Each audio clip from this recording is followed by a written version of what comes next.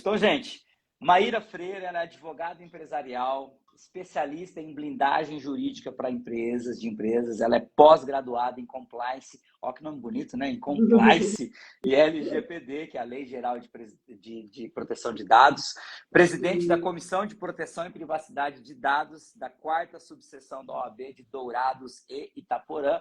E eu perguntei agora há pouco para ela o nome da filhota dela, porque eu falei que talvez um dos nossos, né, os maiores currículos é ser pai, ser mãe. Então, no caso, ela é mãe da Maria Júlia, né? Então, seja bem-vinda, Maíra Freire, aqui à nossa live, para esse bate-papo que a gente vai fazer nessa noite. Obrigada, gente. Boa noite para todo mundo. E realmente, acho que a função principal, gente, é ser mãe ou ser pai, né? A gente fica nessa função aí. Inclusive, a Maria está lá já se preparando para dormir. Mas eu espero que a gente consiga conversar muito, tenha um bate-papo muito aberto, o chat vai estar aberto, eu quero que vocês participem, mandem perguntas, que a gente vai tentar solucionar aqui, porque a gente trouxe uma análise muito prática. Então, como que a gente pode realmente ter isso dentro da nossa empresa? Então, a gente vai conversar bastante aí sobre isso. Show de bola. Deixa eu aumentar um pouquinho o volume aqui. Deixa eu ver se é o meu volume que está baixo. Vamos lá. Gente, vamos lá. Eu acabei... A Maíra está conosco na turma 6 do Método GEM, é uma das participantes, junto com a sócia, a Rafaela Valente, né? Isso. Junto com a Rafa, isso. As duas estão conosco em sala. E teve um dos temas que foi trabalhado em sala de aula no tema de gestão de pessoas, né? E aí eu estava falando sobre uma questão de advertência e tal, e aí ela levantou uma questão que foi bem interessante, que eu achei na hora que ela trouxe, falou, olha, tem uma situação pontual que cabe uma advertência e tal, e eu achei esse tema super legal, e ao conversar com ela, eu falei, cara, vamos fazer uma live para falar um pouquinho, né, do que é essa blindagem jurídica de empresas, né, quais são as situações que faz mais sentido, né, quais são as situações que faz as empresas procurarem, né, uma assessoria jurídica, ter ali, né, um escritório, uma empresa, né, para poder dar toda essa assessoria, tirar todas essas dúvidas. Então, antes da gente entrar no tema da noite, Maíra, eu queria que você falasse um pouquinho o que é essa blindagem jurídica, o que é uma assessoria, por que faz sentido uma empresa buscar esse tipo de trabalho, até para o pessoal entender um pouquinho mais sobre o trabalho que você realiza junto às empresas. Perfeito, exato. A gente gosta muito de usar no escritório esse termo blindagem jurídica. E por que eu falo? Quando a gente blinda um carro, a intenção é proteger esse carro. Mas a gente não quer deixar o carro na garagem, né? Normalmente é um carro porque ele tem um alto valor. A gente quer que esse carro rode, né? Só que ele esteja ali protegido. A ideia da blindagem jurídica dentro das empresas é a mesma situação. A gente quer blindar o nosso bem mais precioso, que é a empresa ali como gestor, só que essa empresa ela tem que continuar rodando, ela tem que continuar ativa. Então a ideia não é trazer mais burocracia, porque normalmente a gente pensa em advogado, né? Fala, não, já vai vir, vou contratar uma assessoria jurídica, não vai deixar fazer nada dentro da minha empresa, tudo vai estar errado.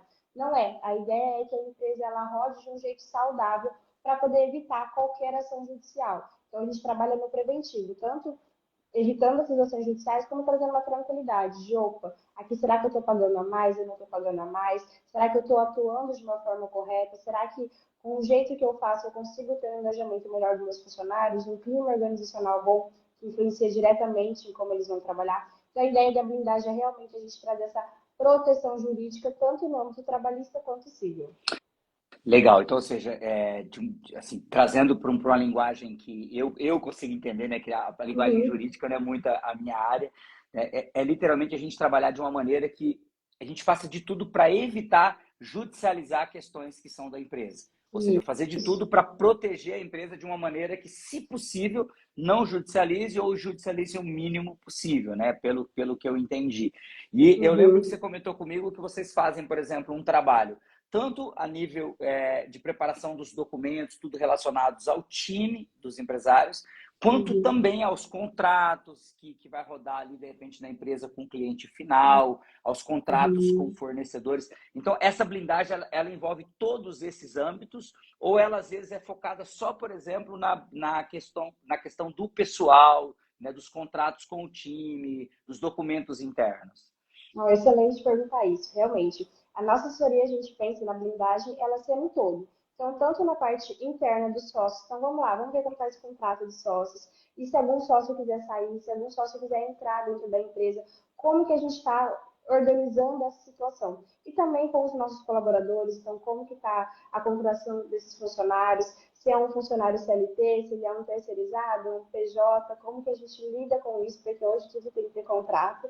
E também essa parte dos clientes, então dos fornecedores, como está esse contrato de fornecedores, como né, já falou no início, eu sou presidente da Comissão de Lei Geral de Proteção de Dados, então a gente trabalha muito nos contratos, principalmente de fornecedores, essa parte das cláusulas da Lei Geral de Proteção de Dados, da LGPD. Então, para a empresa, ela já está resguardada, porque a gente vê que grandes empresas hoje, elas já têm um contrato já sobre a Lei Geral de Proteção de Dados. Então, a ideia é a gente adequar, fazer essa revisão, para realmente tentar ir aparar todas as arestas da empresa, né? Para a gente tentar preservar todos os lados ali. Eu penso que cabe, de repente, uma segunda live depois só para falar de LGPD, né? Porque Sim, esse assunto esse, vai.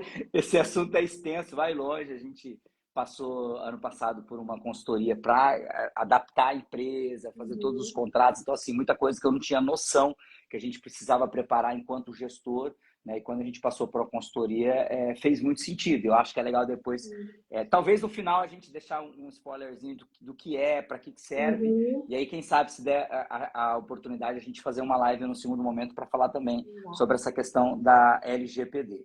Agora, eu queria entrar já aqui no assunto da noite. Para vocês que estão nos assistindo aqui agora ao vivo, tem alguma dúvida durante a live, deixa ali no comentário, né, para que no momento certo a gente possa responder essa dúvida. Caso você esteja assistindo essa live no formato gravado, depois do ao vivo, você teve uma dúvida, deixa lá no comentário que a gente vai estar, a Maíra vai ficar ali como colaboradora da live, então ela também vai ter acesso a esses comentários, vai poder tirar a tua dúvida, né? Se for alguma coisa relacionada mais à gestão, eu vou estar gravando o conteúdo, vou estar te respondendo no direct, então fiquem à vontade, vocês que estão nos assistindo agora ou que estão assistindo no formato gravado, para deixar suas dúvidas aí, fazer as suas perguntas, né?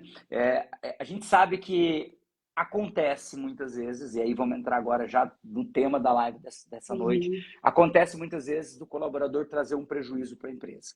Seja a partir de um equipamento que quebra, né, seja a partir ali de uma multa que ele toma no trânsito dirigindo um carro da empresa, seja às vezes batendo o carro da empresa, e eu penso que você vai trazer um case que você teve aí bem interessante, eu conheci esse caso, esse case, né, dessa empresa. Assim, a gente sabe que às vezes é inevitável a gente ter algum prejuízo com um colaborador. E muitas vezes o empresário fica assim, e agora? O que eu faço? Posso descontar? Não posso descontar? Se descontar, o que eu preciso fazer ele assinar para não ter problema depois? Vai que ele sai, me põe na justiça depois e eu vou ter que pagar isso de volta com multa e sei lá com o que mais. Então, às vezes, nós, gestores, que temos um conhecimento, às vezes, muito pequeno a nível jurídico, porque uma boa parte dos gestores são mais técnicos, ligados, às vezes, à área de atuação da empresa. Então, o nosso conhecimento jurídico, às vezes, é muito pequeno. A gente fica, às vezes, nessa dúvida. Posso, não posso? Faz sentido, não faz sentido? Né? Se eu descontar, vai trazer, às vezes, uma insatisfação do colaborador. Perco esse colaborador, não perco. Então, às vezes, a gente fica com um monte de dúvida como essa e a gente não sabe como agir dentro da lei. Então, eu penso que o principal ponto aqui é como que a gente age dentro da lei para, vamos voltar no início da live, né, para se blindar, para não ter um problema maior depois quando isso acontece. Então, eu queria deixar agora livre para você discorrer sobre o assunto, trazer seu case. Se precisar, eu interrompo, faça uma pergunta, mas eu quero deixar livre para você falar realmente agora do tema da live, né? Como recuperar um prejuízo causado por um colaborador. Então, fica à vontade, Maíra, agora é contigo. Beleza. Exatamente. Acho que vamos começar já trazendo o case que aconteceu numa empresa cliente. Os colaboradores eles viajaram para poder fazer ações em outra cidade e ao estacionar, eles iam parar para poder almoçar até, e ao estacionar, um parou na frente e o outro colaborador também com o carro da empresa foi parar atrás, estacionar atrás, só que não viu o que foi entrar atrás, que o da frente ainda não tinha terminado de manobrar. Resultou que os dois carros bateram. Né? Então, eram Carro da dois mesma carros empresa. da mesma empresa, sim. Os Nossa. dois veículos eram da mesma empresa, os dois estavam cada um com um funcionário diferente e aconteceu o acidente ali. Na hora, eles já tinham ali eles já conheciam, né, que tem assessoria jurídica dentro da empresa, eles ligaram para o proprietário, contaram o que aconteceram, eles já acionaram a assessoria jurídica. E vamos lá, isso é muito comum acontecer, não é a primeira vez, a gente já teve outras empresas que o funcionário deu PT no carro, Normalmente Nossa. acontece muito em empresas que têm energia solar, porque utiliza muito veículo e geralmente a gente viaja, né? Vai para outras cidades para poder ofertar o produto, seja vendedor ou instalador, o técnico para poder ir lá realmente fazer a instalação do produto. Então acontece muito. Então já teve situações também do funcionário de PT completo no carro. Outra situação também que aconteceu com essa mesma empresa, primeira que eu falei, a gente tem um problema sério lá com os veículos, que é a funcionária, ela foi e passou no buraco muito rápido, a velocidade. E aí não falou nada nesse caso, deixou o veículo lá na empresa quando voltou. No outro dia, um outro colaborador foi pegar o carro. E falou: opa, tá fazendo um barulho estranho, esse carro estava parado aqui, eu fui pegar, um barulho muito alto.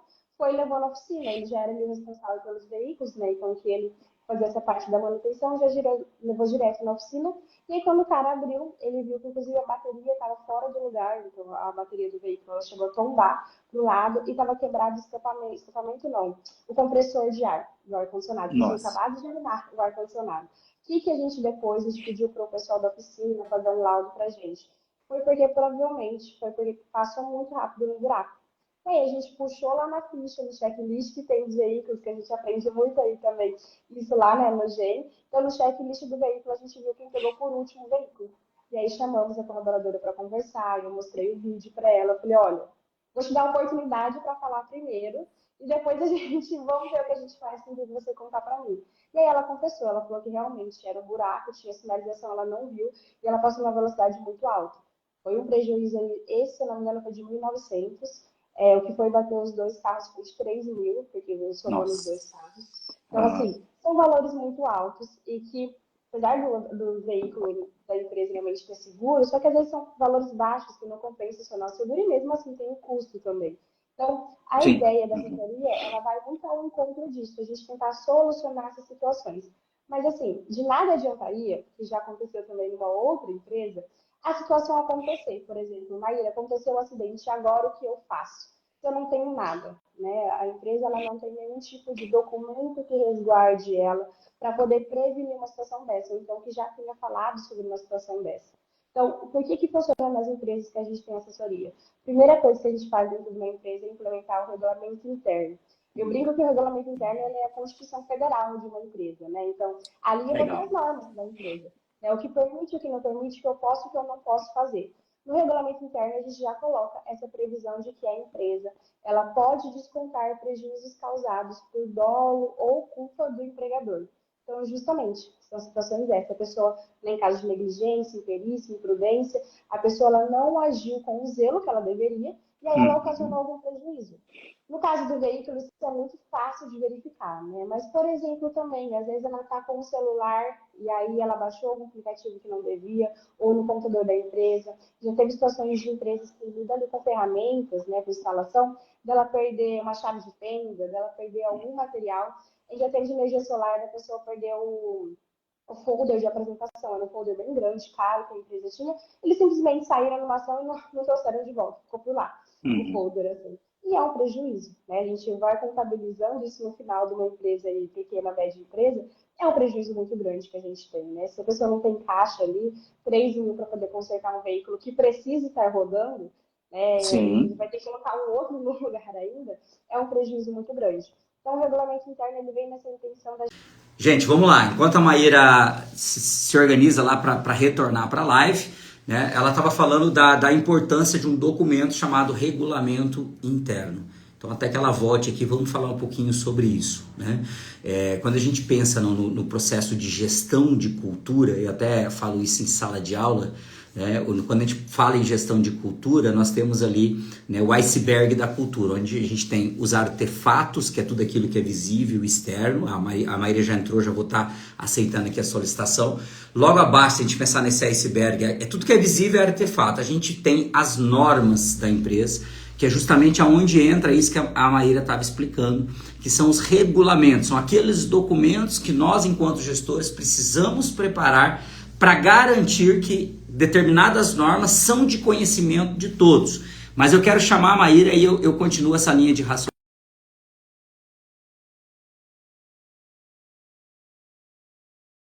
para que a gente possa dar continuidade nessa linha de raciocínio aqui. Bom, vamos lá, vamos lá. Eu estava falando aqui o seguinte, né? Quando a gente pensa na questão da cultura, eu estava estudando sobre isso hoje, inclusive eu falo isso no método GEM. Né? Se a gente pensasse num iceberg, né? Essa é uma teoria de um professor, se não me engano, de Stanford, ou de Harvard, que ele fala assim: lá em cima, lá na parte de cima do iceberg visível, nós chamamos de os artefatos da cultura. Artefato da cultura é tudo aquilo que é visível, aqueles rituais, né? Questões físicas, estrutura, é aquilo que a gente vê que muitas vezes o gestor ele coloca para falar assim, ó, a gente vai viver essa cultura e a gente está Uhum. materializando isso de alguma maneira. Quando a gente olha um pouco mais para baixo desse iceberg, nós temos as normas da empresa. E aí é onde entra o que você estava falando, né? Dentre essas normas, nós temos os regulamentos, né, que todos deveriam saber. Só que o que acontece muitas vezes, né, Maíra? O dono, ele tem ali, ele fala, ó, gente, aqui não pode isso, não pode aquilo, aqui tem que ser assim, tem que ser assado. Uhum. E ele acha que todo colaborador memorizou tudo aquilo, tá tudo certo, tá todo mundo de acordo.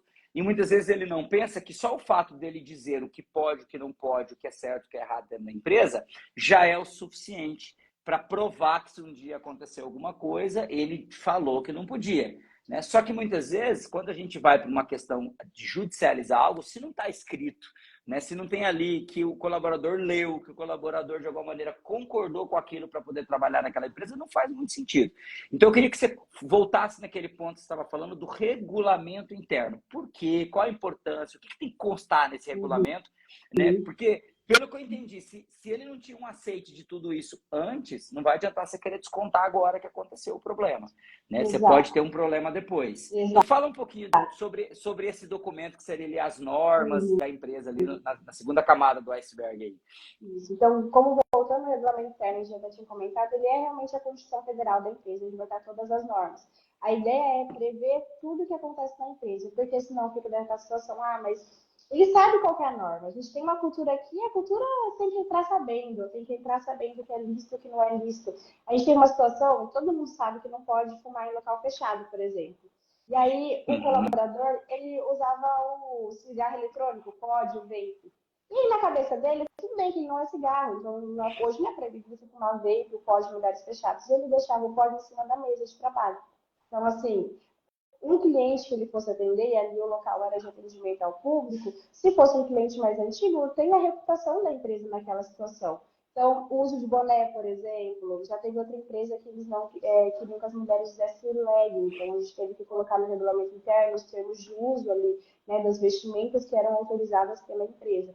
Então, a ideia de regulamento interno é justamente a gente colocar no papel, porque senão não existe para o jurídico, né? O Uhum. direito ele precisa do papel, colocar no papel o que aquilo acontece, o que pode, o que não pode, e principalmente treinar. Porque também é muito errado algumas empresas, eu vou fazer um regulamento interno aqui, e aí pronto, ele existe, ele está arquivado lá na minha empresa, mas os funcionários não sabem, não tem um processo de conscientização, não tem um processo de treinamento, de ofertar em mãos para ele ler, ou em forma de PDF, de slide, que a gente utiliza para ficar mais didático. Então, além de ter o regulamento, ele tem que ser muito consciente.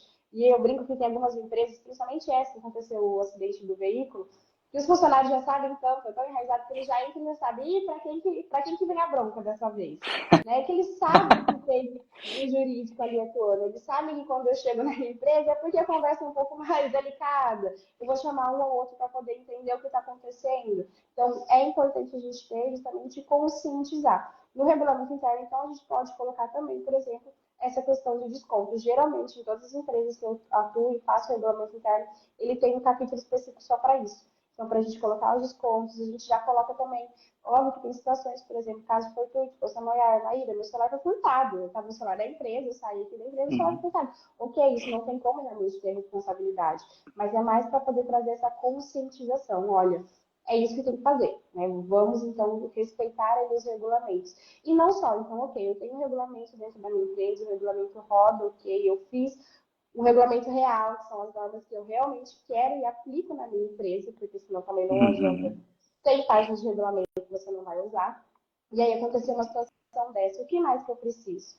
Porque ali eu vou falar que o funcionário ele tem consciência de que se caso aconteça, por exemplo, que é o que eu coloco, a gente pode ter o desconto. Mas quando acontece, a gente sempre chama para poder fazer essa conversa, para poder ter por escrito a relação daquele acidente específico. Então, por exemplo, olha, Nesse caso, por exemplo, do veículo, foi o valor de R$ 1.900, que o motor estava fora do lugar e quebrou o compressor do ar-condicionado.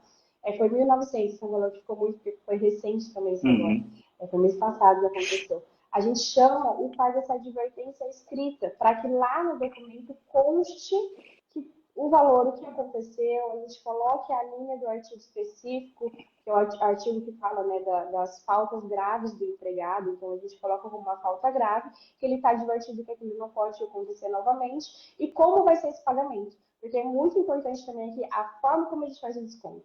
Porque tem empresa que fala, não, então você não vai receber. Eu vou descontar toda a sua comissão, então, e aí só no próximo mês a gente conversa. Não é assim também. Pela lei, a gente já pode descontar 70% do salário dele. Quantos? Então, 30% a gente tem que reservar. 70%. Então, 70, o 70%. máximo. Exato, é o máximo. As Uhum. 30% a gente tem que preservar para a subsistência. E eu sempre falo também, óbvio que tudo uma conversa bem feita, ela resolve tudo. Às vezes também 70% é inviável. Uma pessoa, ela Sim. sustenta a família dela ali, vai deixar as contas de pagar. O que a gente sempre faz? Eu geralmente nunca uso 70%. A gente faz parcelado.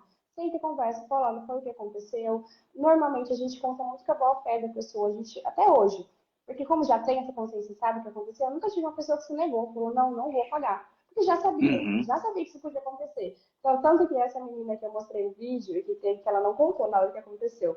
Eu só você chamei para ela, falei, olha, eu queria conversar com você e eu mostrei o primeiro vídeo para ela, o vídeo do cara da oficina que ele tinha gravado. Na hora ela falou assim, realmente, fui eu fiz isso, eu passei em alta velocidade, eu estava indo para tal cidade, tal dia, eu não avisei na hora mesmo. Como que a gente vai fazer o desconto? Porque já sabia, não era uma surpresa para ela que vai ter o desconto, ela já tinha consciência daquilo no treinamento. Então, a gente sempre conversa, vamos parcelar em 3 vezes, vamos parcelar em 4 vezes, para poder a ideia que não ficar pesado também, porque senão nada adianta a gente ter um funcionário que não quer Sim. trabalhar, né? A gente tem que E preservar a boa relação ali também. deixa eu te fazer uma pergunta. Por exemplo, Uhum, imagine que você dividiu lá em 6 vezes para a pessoa. Imagine que foi um valor alto. uhum, Você falou, vou dividir em 6 vezes para não descontar muito, um percentual muito alto. E aí, no meio do caminho, ou esse colaborador pediu demissão, ou você precisou demitir esse colaborador. No momento uhum. da demissão, esses valores que tem de saldo podem ser descontados do salário final dele, do acerto que tem que ser feito, enfim, né? Isso pode ser descontado no momento da saída, caso aconteça essa saída no meio, antes de pagar todo esse prejuízo? Perfeito. Sim, a gente pode, justamente a ideia nessa advertencial também está escrito isso, no regulamento interno também, de que a gente, se não for feito ele todo o pagamento durante a relação de trabalho e houver alguma rescisão no meio do caminho, a gente pode descontar direto no termo de rescisão do contrato de trabalho, que é o TRCT. Inclusive, o TRCT, quando a gente vê na parte de baixo, que é a parte de descontos, ele tem uma aba específica. A gente vai conversar com o contador para ele colocar ali, que é descontos legais, que é Hum, justamente descontos que a própria CLT permite. Porque a CLT, a gente só pode fazer esse desconto porque a CLT permite. Todos os descontos legais a gente pode fazer, desde que tenha concordância e comunicação do empregado. Então, a gente coloca ali que pode ter esse desconto. Inclusive, já teve situações. Não, esse nem foi caso de prejuízo, foi caso, por exemplo, é muito comum, isso acontece até, já tem situações até no GEM também, que às vezes eu vou pagar um curso para o meu funcionário. Né? Ele vai fazer sim. um curso para o meu gestor, por exemplo, eu vou pagar metade Uhum. do curso, aí eu vou fazer ali com ele um termo de confissão de dívida, por exemplo. Né, de que eu estou pagando uma parte e ele está pagando a outra parte. A gente consegue também colocar que se ele rescindir antes, quando ele saia da empresa, a gente consegue ainda cobrar dele na parte civil. Não posso cobrar mais judicial, porque a gente fala que o trabalhador ele não pode sair devendo à empresa, teoricamente, mas com Entendi. um documento elaborado pela parte jurídica, a gente coloca o civil. A gente não pode colocar trabalhista, não posso entrar com uma ação trabalhista contra ele. Isso a lei não Sim. me permite. Mas eu posso fazer um termo de reconhecimento de dívida para a parte civil. Então, o que faltou eu ainda posso cobrar depois judicialmente, porque a gente vai ter um termo Entendi. de autorizando. Isso é muito legal também, principalmente essas situações. Eu paguei curso, Maíra, a gente tem muito, ou não fez cláusulas de permanência, por exemplo, que também é uma situação. Cláusula de permanência eu paguei, qualifiquei aquele meu funcionário por um período, eu posso pedir para que ele fique na empresa por mais um período. Eu paguei uma pós-graduação de 2 anos, eu posso pedir para que ele fique mais um ano após a finalização da pós, para poder reverter o conhecimento, né, adquirido, pago pela empresa na empresa. E aí o funcionário saiu, ou eu não fiz esse termo, aí eu posso cobrar dessa outra forma judicial. Mas eu sempre pontuo, isso sempre tem que ser previsto antes.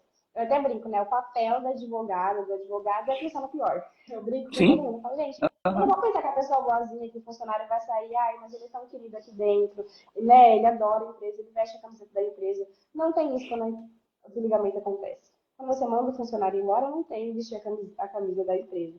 Então a gente Sim, sempre tem é. que pensar no pior, no que vai acontecer ali, para poder evitar qualquer desagrado no meio do caminho, né? Principalmente depois. E eu falo não só, às vezes até que não tem, mas você ficar pensando, poxa, ele tem 2 anos para entrar com prazo, né? Com a ação. Será que algum dia esse funcionário vai pedir isso? Será que eu fiz certo aquilo lá atrás? Será que aquele que saiu e aquele que era mais difícil de lidar, não ficou alguma coisa aberta? Então isso é muito importante para a gente evitar os ICs, né? E dormir tranquilo. Legal. Então vamos lá, vamos pegar alguns pontos que a Maíra trouxe aqui que eu acho que vale a pena a gente conectar com o processo da gestão. Então, o primeiro Uhum. ponto é você ter essas normas de alguma maneira por escrita, não pode ser simplesmente falado. Né? Segundo ponto é você ensinar e educar o seu colaborador dentro dessas normas. Então, quando a gente fala, por exemplo, de gestão de cultura no método GEM, a gente fala assim, que uma das maneiras de você criar cultura são com 3 R's, que é o rotina, ritual e repetição. Então, ou Uhum. seja, não adianta você falar uma única vez, ele, tudo bem, ele leu e concordou, assinou que ele concordou, tudo bem, ele leu. Mas você precisa criar essa cultura. E para criar essa cultura, você precisa estar lembrando. Gente, vamos dar uma olhada nas principais normas da empresa? Vamos ver quais são os valores que norteiam essa empresa? Vamos ver qual que é a visão que a gente está buscando? Então, assim, sempre que você tiver, e você, gestor que está nos ouvindo, você tiver uma reunião, seja uma reunião com todo o teu time, seja uma reunião pontual com um determinado departamento, resgata a cultura da empresa, resgata os principais valores da empresa, missão, visão e, se fizer sentido para a tua realidade, resgata os principais acordos que são feitos das normas da empresa. Né? Ali naquele manual de normas, vamos resgatar, vamos ver o que a gente combinou, o que é importante. Sempre que você trouxer para um feedback individual, resgata. Olha, eu estou trabalhando hoje aqui contigo esse feedback, porque vamos ver lá o que estava no nosso manual. Vamos ver lá o que a gente acordou. Vamos ver lá quais são os valores da empresa e quais são os comportamentos que são permitidos e aqueles que a gente não permite na empresa. Então, sempre que você quiser trazer ali um bom convívio, você estimular a cultura, você precisa repetir. O gestor ele precisa fazer esse trabalho de repetir, né? Falar quantas vezes forem necessário para o pessoal entender. A Maíra falou um negócio bem interessante. Quando já acontece numa empresa, o pessoal já sabe que vai ter um desconto. O pessoal já sabe que ela ou a Rafa vão entrar em ação, porque isso já é de conhecimento geral. Eles já sabem que a empresa funciona assim, ou seja, já entende como é a cultura da empresa. E, gente, a gente não está falando aqui de uma situação do colaborador que trouxe um prejuízo, né? Mas um prejuízo não intencional, de alguma coisa que aconteceu não por um Uhum. descuido. Sei lá, algo que fugiu do controle dele e acabou tendo prejuízo. E aí você trouxe um exemplo muito legal, tipo, ó, era um celular da empresa e foi roubado. Pô, a culpa é dele se o celular foi roubado? Às vezes ele estava com o carro da empresa, estacionou o carro, trancou e alguém levou o carro, roubaram o carro da empresa. Uhum. Ah, eu vou descontar do meu funcionário o valor do carro? Não faz sentido, porque aí não tem uma culpa direta. A não ser que ele tivesse deixado o carro aberto com a chave no contato, né, Maíra? Aí, Exato, aí entra a negligência, né? aí não tem jeito, aí é negligência. Ah, Mas a gente precisa entender que o que a gente está falando aqui, é porque eu quero entender como eu vou punir o meu funcionário. Não é isso.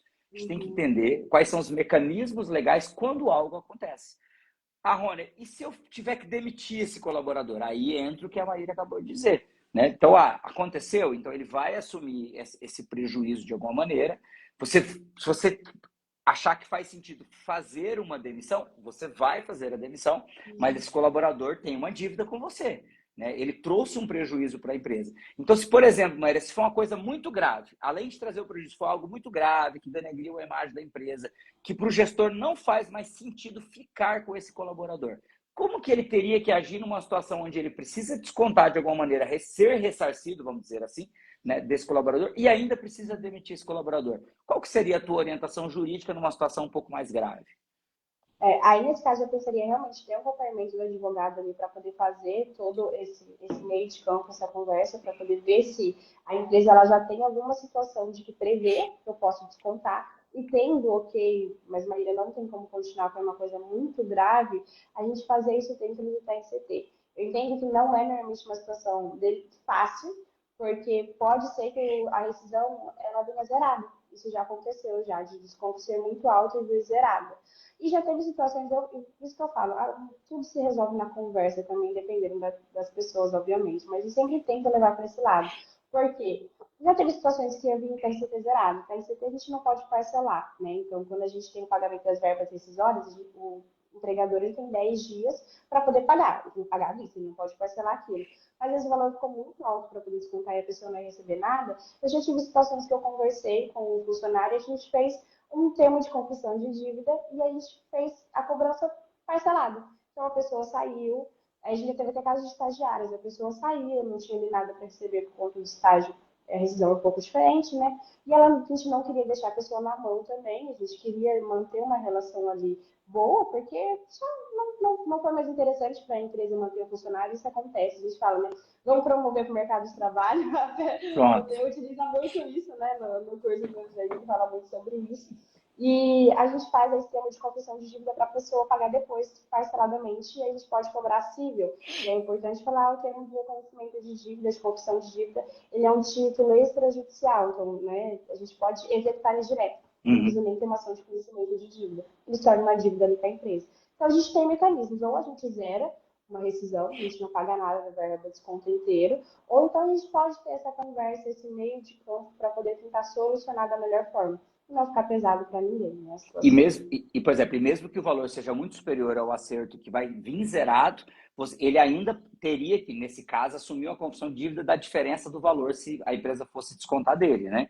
Isso. Porque ele assume a confissão de dívida, assume uma forma de pagamento. Eu sei porque às vezes a gente faz cobrança dessa maneira para alguns clientes que às vezes ficarem inadimplentes. Então, a gente faz um acordo ali, faz uma confissão de dívida, eu vou pagar em 10 vezes. E lá na confissão diz que se ele atrasar uma delas, aquilo pode ser executado automaticamente. Então, atrasou, o advogado já vai entrar com uma ação de cobrança. Essa é a ideia, né? No cível seria exatamente isso, né?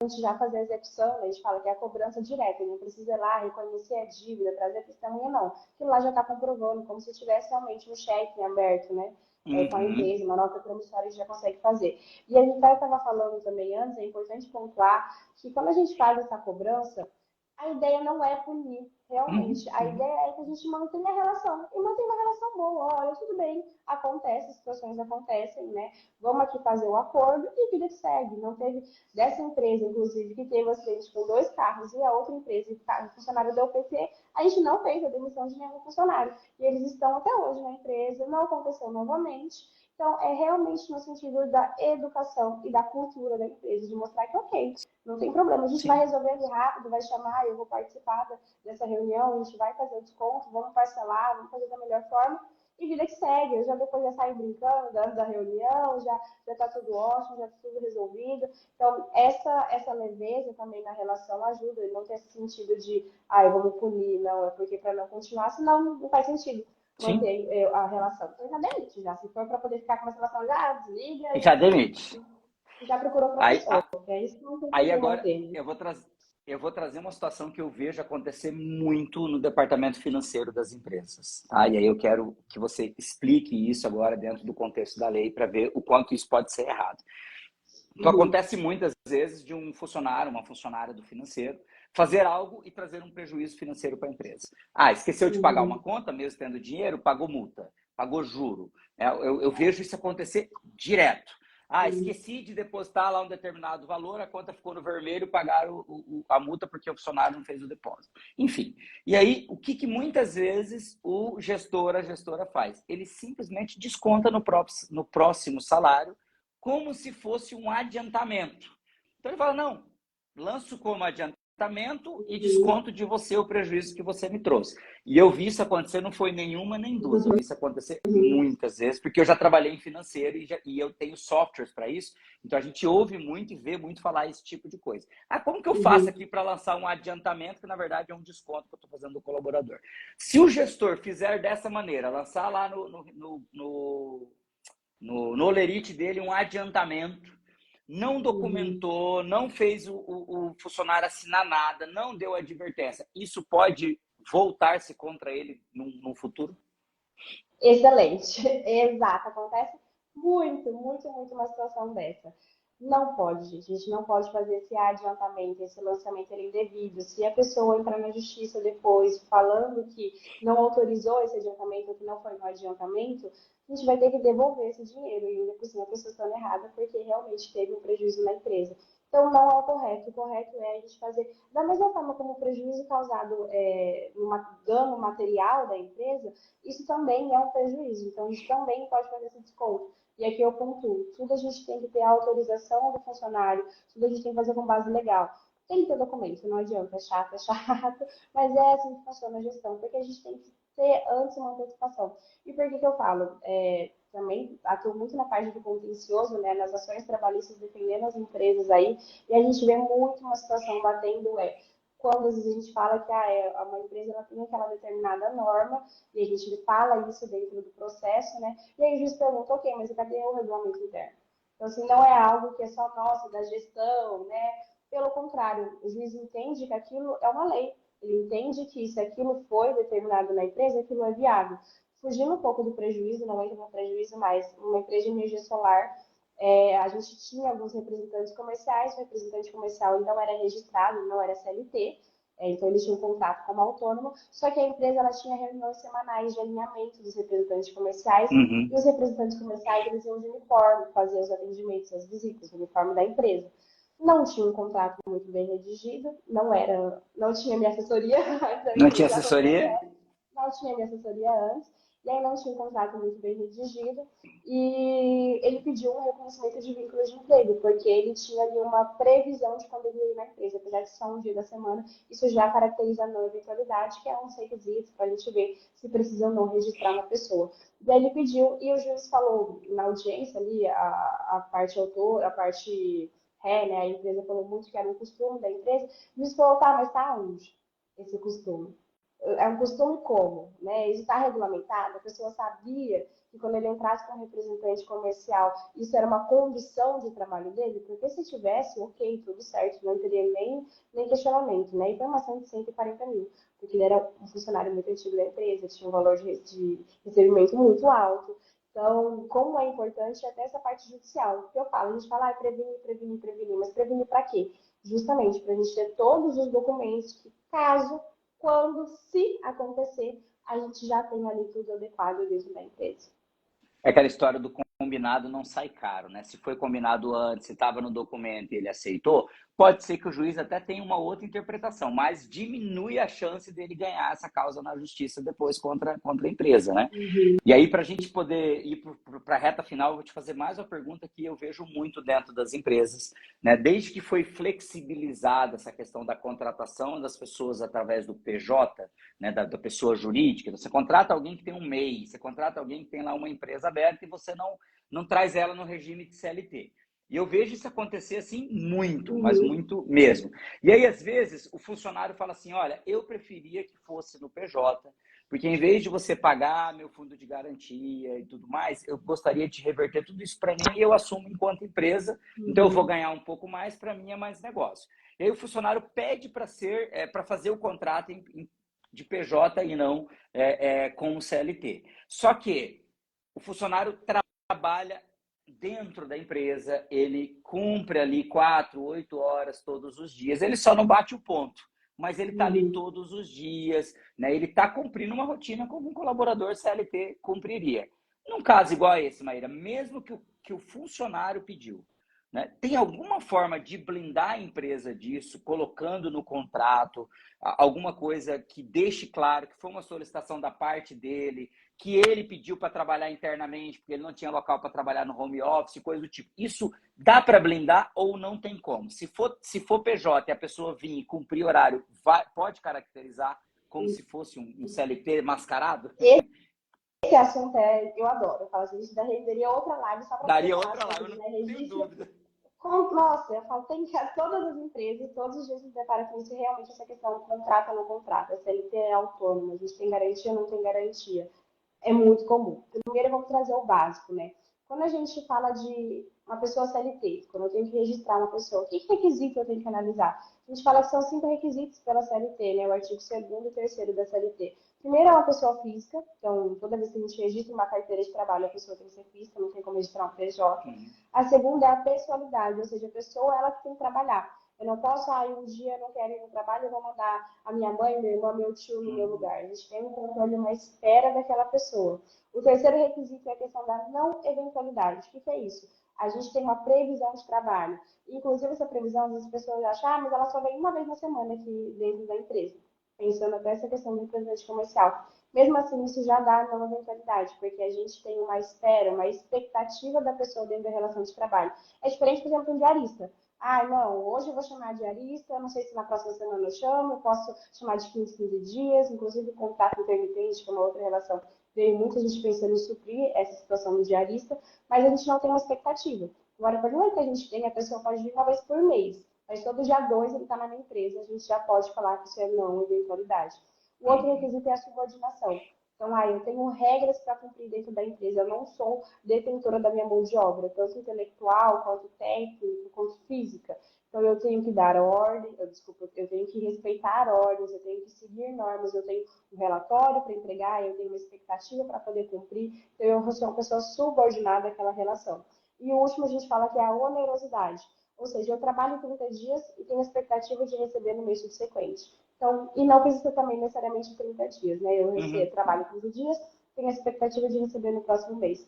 Preencher os requisitos, registra.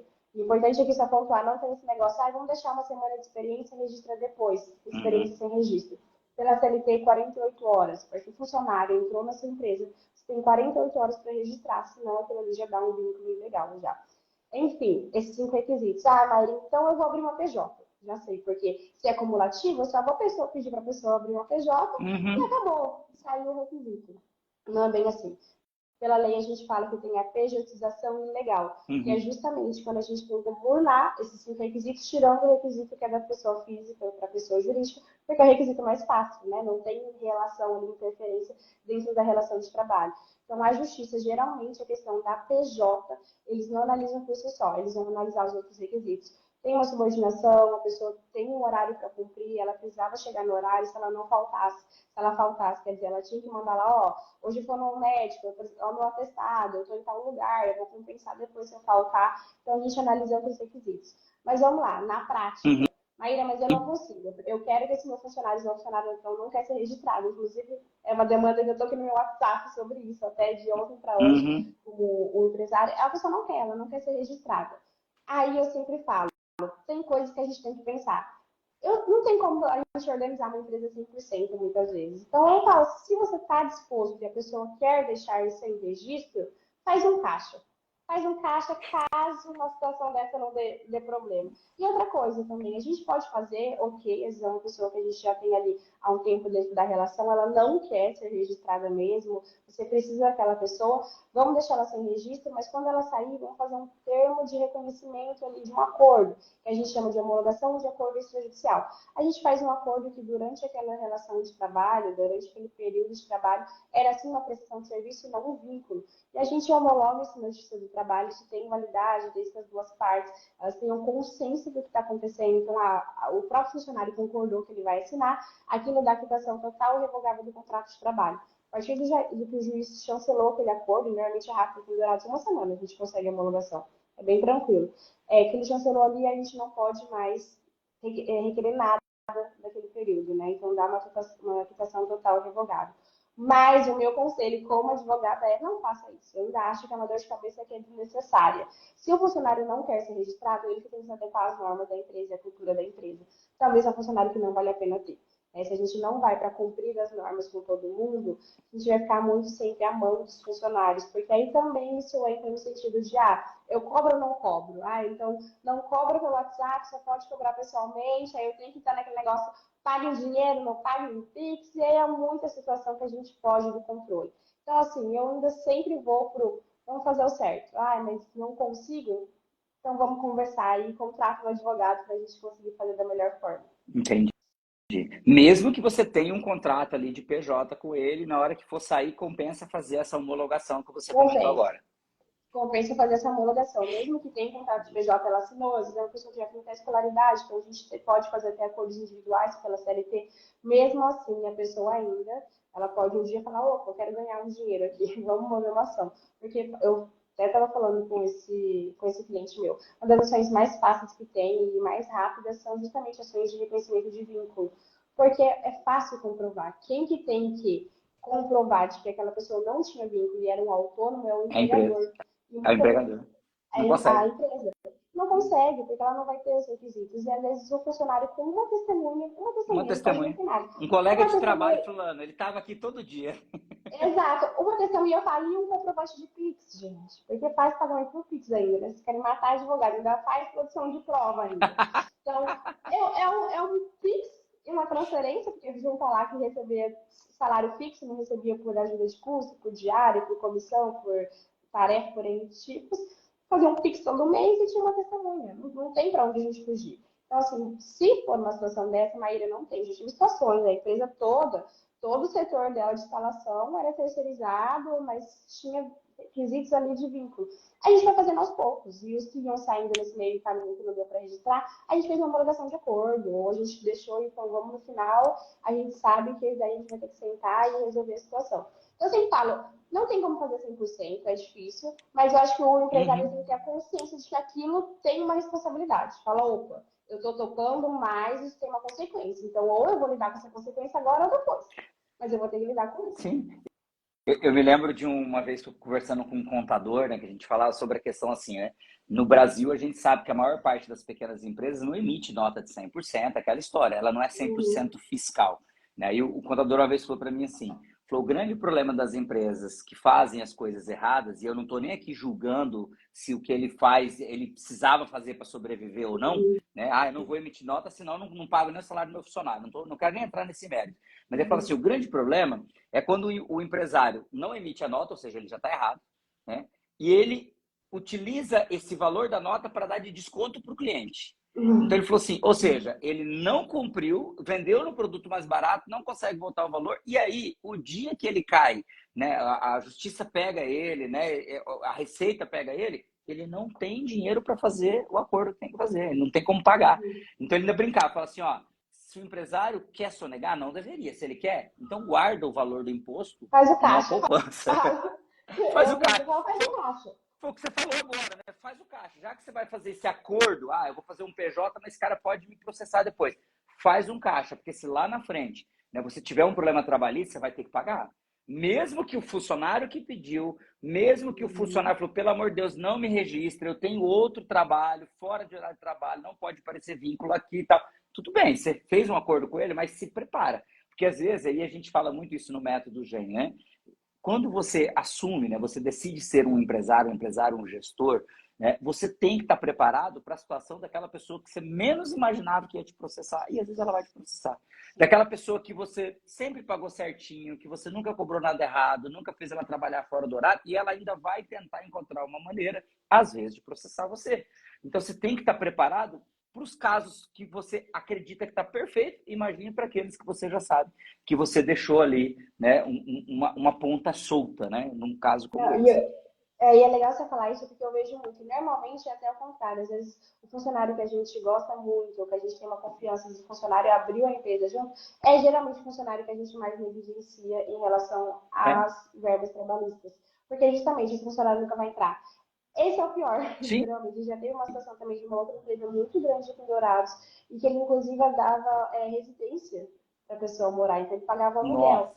Muito antigo mesmo, foi uma ação extremamente alta e que eles perderam, inclusive, a empresa, porque quando ele saiu, ele pediu a inclusão. A gente fala que são salário in natura, né? Então são salários em benefício. Quando a gente paga a moradia, dependendo da situação ali, essa moradia ela inclui dentro do salário. Isso não era incluído para fins de férias, décimo terceiro, Férias, não décimo foi para terceiro, rescisão. fundo de garantia, enfim. Exato, não foi para rescisão também, obviamente. A pessoa entrou Nossa. e ele ficou indignado, né? O empresário falou, nossa, mas eu pagava o aluguel dele. Exato, você pagava o aluguel dele, como não pensou em proteger aquela relação. Então, geralmente é dessas pessoas que a gente mais confia e às vezes acaba a gente deixa para depois, né? Vamos tentando ali e acaba Sim. prejudicando até a empresa, o andamento da Ô, empresa. Né? Maíra, e se o gestor que tiver ou a gestora que estiver nos assistindo aqui falar assim, eu tenho uma pequena empresa, eu não consigo, né, ter essa assessoria jurídica. né? No seu ponto de vista, é possível, mesmo tendo uma pequena empresa, ainda ter uma assessoria jurídica para preparar esses documentos de forma correta, para se amparar de forma mais legal em relação a essas questões trabalhistas? Qual é a sua visão, né? Alguém que hoje está muito pequeno, está no início, faz sentido ter uma assessoria? Não faz? Ou qual seria o caminho nesses casos?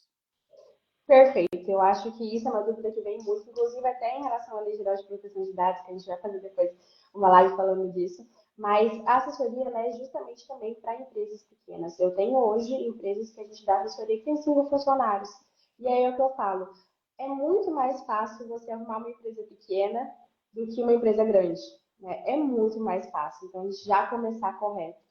E os documentos são documentos simples, não são documentos, como eu falo, a ideia da assessoria, da blindagem especial que a gente trabalha, não é burocratizar a empresa, pelo contrário, é tornar mais fácil, mais seguro. E aí as pessoas falam, ah, mas eu vou gastar, mas é um valor que eu não tenho de caixa para poder fazer, sem falar em investimento. Porque uma ação, realmente, às vezes uma ação trabalhista de 10 mil, 15 mil, que não são ações caras, a gente não considera uma ação cara esse valor para fins trabalhistas, né? Às vezes, muitas vezes esse valor de 10, 15 mil é justamente o vencimento de vínculo, quando o período ali é pequeno, de 4 meses, Uhum. 5 meses, dá esse valor. É um valor, às vezes, que quebra uma empresa pequena, porque a pessoa não tem um Quero, caixa para isso. Então, quero. assim, é justamente a gente fala, é a ideia de prevenir e facilitar situações. Por exemplo, essa empresa que a gente teve, né, que a gente faz aí os descontos, quando tem acidente de veículo, que é uma empresa de energia solar, não é uma empresa grande, mas é uma empresa que 3 mil para poder consertar um carro faz falta. 3 mil faz falta para arrumar um carro. E a gente pode descontar do funcionário isso, que a gente já está pagando ele ali, a gente não vai ter um prejuízo em relação a isso. Então, 1.900, R$ 1.000, R$ 800 que a gente tem, faz falta no final do mês. Então, justamente a assessoria é para poder facilitar e a empresa crescer saudável e ela ser saudável já desde pequena. Show de bola. Gente, ó, muito legal. Acho que se deixasse a gente ia longe, mas já está com quase uma hora de live, né? Então, o que que eu quero, indo para o final agora, a gente falou de muita coisa legal e muito do que foi falado aqui, de alguma maneira, está ligado à gestão de pessoas, está ligado à gestão de processos, né? Porque gestão de pessoas é você também ter as documentações corretas, você treinar teu time de forma correta, você seguir, né, dentro da lei o que precisa ser seguido. Gestão de processo é como você estruturar, né, os processos da sua empresa de maneira que você também tenha essa blindagem, né, para você evitar problemas futuros e para você garantir, né, uma qualidade maior do teu negócio. Que são temas que a gente já passou na turma da Maíra, né? Ontem a gente fez gestão de processo, já foram 7 sessões, a gente está indo para a 8ª semana que vem. Então, para a gente poder fechar aqui, depois eu vou dar um tempinho para você falar como o pessoal te acha aí, para saber mais sobre o teu trabalho. Como que está sendo para você até aqui a experiência lá dentro do Método GEM como participante, Maíra? Incrível, eu até brinco com a Rafaela, que é minha sócia, que dá vontade de todos os dias que a gente passa agora, falar, vamos fazer o jeito, pelo amor de Deus, para poder ficar mais fácil o meu trabalho. Porque, assim, é muito legal, a gente entrou muito numa, né, hoje a Ana falou que a sessão incrível foi ontem, Uhum. realmente, fora o network que é maravilhoso, gente, de conhecer pessoas. Mas a gente tem visto muito isso, esse reflexo, até a forma que a gente conduz a nossa assessoria. Então, como a gente conduz o proprietário para aquilo. Então, de realmente, vamos fazer um ritual. De nada adianta o meu trabalho, de nada adianta fazer um regulamento interno, por exemplo, se o empresário não colocar em prática. Se o empresário ele não mostrar os valores da empresa, se o empresário, se o gestor, ele não fazer as reuniões que tem de alinhamento, né, as reuniões de feedback, o que a empresa espera. Eu sempre falo, o funcionário ele trabalha bem quando ele sabe o que querem dele, né? Quando uma rescisão não é surpresa, por exemplo, a Uhum. gente até aprendeu isso no GEM também, né? Que não é uma surpresa, uma demissão. Então, essas situações e essa estrutura tem auxiliado muito e dentro do escritório internamente também. Então, eu com a Rafaela é um escritório, a gente não tem uma equipe enorme por enquanto. Uhum. Por A gente não enquanto. tem exato, uma super equipe, mas isso ajudou a gente a estruturar entre nós. Então, o que, que cada sócio faz? Né, que setor que a gente fica responsável, a gente vê uma visão maior, né, de cima da torre, a gente vê Uhum. aonde a gente quer chegar, a nossa visão, para a gente, acho que foi um divisor de águas, a gente estabeleceu a nossa visão do escritório, então a gente trabalha todos os dias pensando, ó, tá bom, e daqui 5 anos, a gente está Legal. chegando daqui 5 anos, a gente tem que fechar o ano com tanto X, porque senão a gente não vai chegar, a gente vai ralar muito mais no próximo ano, assim. Então, isso Muito tem sido bom. muito legal, o nosso direcionamento. Eu falo hoje para todas as empresas, se você é meu cliente, você já ouviu falando que eu estou fazendo do jeito, tenho certeza absoluta, porque a gente sempre encaixa alguma coisa, a gente vê realmente que é uma ferramenta muito importante para o gestor, para poder realmente gerir da melhor forma a sua empresa. Show de bola. Agora a pergunta é, como o pessoal faz para te encontrar? Os empresários querem saber mais do teu trabalho. Você atende só o pessoal de Dourados, atende gente de fora ou não? Dá para fazer esse trabalho de forma remota, se a pessoa que está nos assistindo aqui não for de Dourados? A gente tem gente do Brasil inteiro nos seguindo. Às vezes tem alguém lá da Bahia e fala assim, eu quero contratar a Maíra. Dá, não dá, é possível, não é? Então, fala para o pessoal como que funciona o teu trabalho e como o pessoal faz para te achar. Ótimo, obrigada pelo espaço.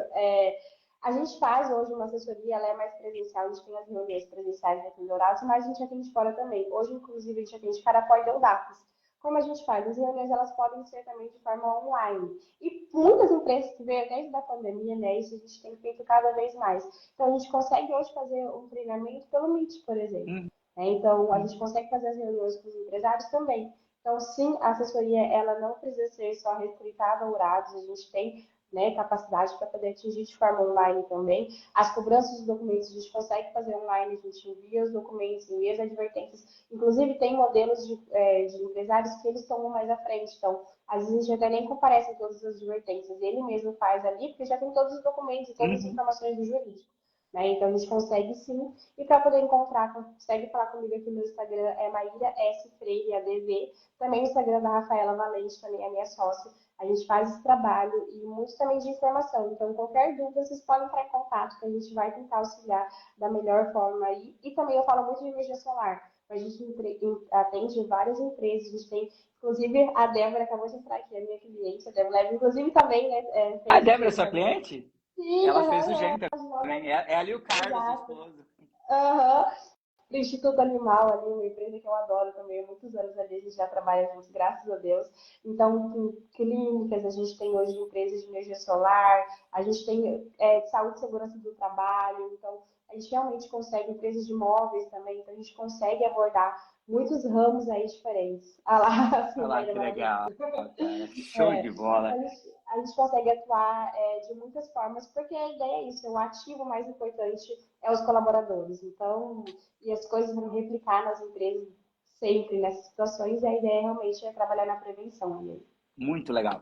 Maíra, eu quero te agradecer demais aqui por ter aceito o convite para estar aqui nessa noite, trazendo esse tema tão interessante para a gente. Obrigado pelo depoimento a respeito do método GEM, né? E, gente, ó, se tudo der certo no final, se o Instagram não derrubar a gente antes, eu vou deixar essa segunda parte salva. E nessa segunda parte eu vou pôr a Maíra como colaboradora. Então, caso você esteja assistindo já no formato gravado, vai ter aí o Insta da Maíra. É só clicar, chama ela lá no direct. Se você não encontrou, me manda uma mensagem, eu passo o link da Maíra aí, tá? Para que você possa estar fazendo um bate-papo, entendendo o trabalho dela e da Rafa, que é um trabalho muito importante. Inclusive, ela atende vários participantes aí do Método GEM, né? E agora ela vai também me atender, porque eu tenho uma demanda para levar para ela. Tem reunião marcada já na sexta-feira. Exato. Já tem uma demanda para ela. Eu quero só saber o que é o que está acontecendo. Então, tem uma demanda para ela aí. Então, se Deus quiser, também a gente vai trabalhar nessa parceria. Então, muito obrigado. Eu vou estar liberando você para sair da live para dar os recados finais aqui para a galera. Então, obrigado, Maíra. Deus abençoe. Obrigada, tá? Gente. Muito obrigada pela confiança e pelo espaço. Boa noite. Tchau, tchau. Show, valeu. Gente, vamos lá então. Vou deixar alguns recados aqui para a gente poder finalizar aqui a live. Né? Então, lembrando que o Método GEM é um treinamento de gestão estratégica para negócios. Ele é um treinamento que tem dois formatos. Ele tem no formato presencial, que é o que a Maíra está fazendo. Né? Esse formato presencial já foram mais de 100 gestores que treinaram conosco aqui na cidade de Dourados. Né? Essa é a sexta turma e nós vamos começar a próxima turma agora em julho, que é a sétima turma do Método GEM presencial. Esse método, no formato presencial, ele tem a duração de 16 sessões, que vão ter ali mais ou menos 2 meses e meio de duração. Começa com uma imersão, quinta-noite, sexta-noite, sábado o dia inteiro. A gente passa por 4 sessões, gestão de cultura. Depois a gente tem uma aula por semana presencial, das 19 às 23 horas. Então são 8 semanas, 2 meses, são mais 8 sessões, e a gente finaliza o método com mais 4 sessões numa imersão. Quinta-noite, sexta-noite e sábado o dia todo. Então a gente passa por 16 sessões, e nessas 16 sessões a gente passa pelas principais processos, ferramentas e indicadores, né, das 9 bases de gestão de uma empresa. Para quem é o Método GEM?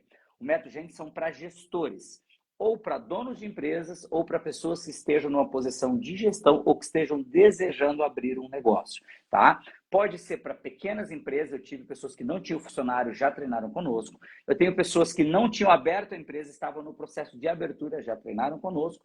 E eu tive empresas com 10, com 15, com 20, com 30 anos e com mais de 200 funcionários que também treinaram conosco. Então, o método ele serve para pequena, para média, para grande empresa, para quem não tem funcionário, para quem tem um monte de funcionário, para prestador de serviço, para pessoas que vendem produtos. Ou seja, ele serve para qualquer tipo de empresa, desde que o gestor esteja querendo fazer esse network, pegar essas ferramentas, esses processos e aprender como estruturar melhor a gestão da sua empresa.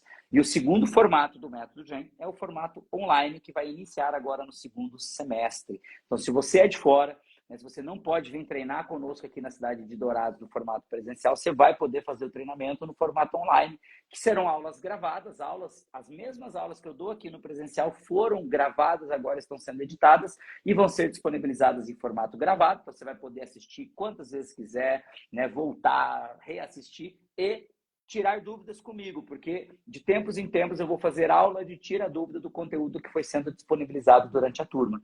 Então, a primeira turma do Método GEM Online está prevista agora para o início do segundo semestre. Como que você faz para ficar sabendo? Vai ali no link da minha bio, tem uma lista de espera, deixa seu nome, telefone e e-mail. É só isso. E a gente vai te avisar assim que tiver a aula de lançamento da turma online. Se você é da região de Dourados e quer treinar no presencial, é só você deixar aqui uma mensagem no meu direct ou comentar aqui essa live que eu vou deixar gravada, que aí a gente entra em contato contigo, se possível, marca para a gente tomar um café, conversar, entender um pouquinho mais da sua empresa, a gente explicar como funciona o método, tá? E aí, último recadinho aqui para você que está nos assistindo, semana que vem, no dia 8 de junho, eu vou estar no evento Gestão 9.0. Será um evento que vai acontecer na cidade de Dourados, na Associação Comercial, 8 horas falando de gestão, desenvolvimento pessoal e posicionamento digital. É um evento que está sendo feito em parceria com a Mastermind Treinamentos, com o instrutor Wesley Duarte, vai estar palestrando sobre desenvolvimento pessoal, com a agência NIL da Bruna Del Corso, ela vai estar falando sobre posicionamento digital e eu vou falar sobre gestão, sobre as bases de gestão e maturidade empresarial. O evento começa às 8 horas da manhã, termina no fim do dia, 18 horas. Gente, a gente está na reta final, é agora já dia 8 de junho, tá? Eu estou deixando no Stories praticamente todos os dias um link para inscrição, você já faz inscrição online, é R$ 159, gente. Você gasta bem mais que isso numa janta, tá? Para você passar o dia inteiro fazendo network com outros empresários e bebendo de muito conteúdo e ferramentas e conteúdo para você pôr na prática na sequência. Eu, Wesley Duarte e Bruna Del Corso, o dia inteiro no evento Gestão 9.0. A gente já passou de mais de 40%, se não me engano, de vagas preenchidas. Então, já está indo para a reta final. Por quê? A gente tem um espaço limitado, tem materiais que estão sendo preparados, então a gente não vai deixar essas vagas abertas aí. É um número limitado de pessoas. Então, é a tua chance de se inscrever, tá? No dia, o evento vai estar R$ 200, se tiver vaga. Se não, você não vai conseguir participar se deixar para a última hora. Então, se inscreve aí. Tem um stories meus que eu deixei hoje aí com link para você se inscrever no evento Gestão 9.0. E quem estiver no Gestão 9.0 que ainda não treinou comigo no Método GEM, vai ter uma condição especial para a turma número 7 do Método GEM presencial. Então, se você estiver lá conosco e você desejar fazer parte do Método GEM, treinar conosco, você vai ter uma condição especial se você estiver conosco no evento Gestão 9.0. Então, eu agradeço imensamente todos que passaram essa noite nessa live, ou você que está assistindo essa live no formato gravado, e reforço mais uma vez, tem uma dúvida? Tem algo pontual sobre gestão que você gostaria? Deixa no comentário dessa live que eu vou ter o prazer de te responder, de gravar um conteúdo sobre isso. Então, muito obrigado pela sua presença, sua audiência, que Deus te abençoe sempre, se Ele assim nos permitir. Nos vemos em breve. Valeu, gente. Muito obrigado.